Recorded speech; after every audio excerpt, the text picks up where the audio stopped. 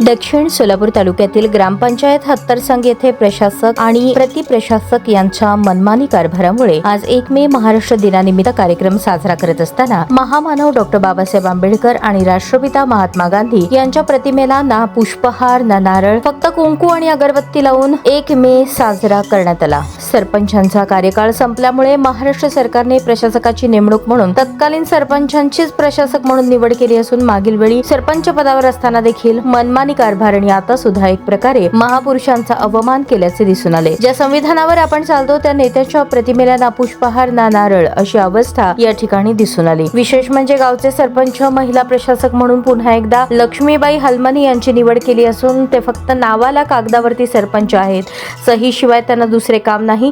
प्रशासक पत्नीचा कारभार पती सिद्धराम हलमनी हेच पाहत आहेत। या कारभाराला आळा बसणे गरजेचे आहे। महिला आरक्षण फक्त नावालाच असल्याचे दिसून येत आहे। पुरुष मंडळी कारभार करायला वेळ देत नसल्याने प्रशासनाने योग्य ती कारवाई करावी अशी मागणी होत आहे। आता या गैरकारभाराला तालुक्याचे गटविकास अधिकारी, मुख्य कार्यकारी अधिकारी आणि जिल्हाधिकारी लक्ष देतील का? तर महाराष्ट्र दिनाच्या दिवशी ग्रामविकास अधिकारी यांच्या गैरहजेरीवर प्रशासनाकडून कारवाई केली जाणार का, असा प्रश्न ग्रामस्थांमधून विचारला जात आहे।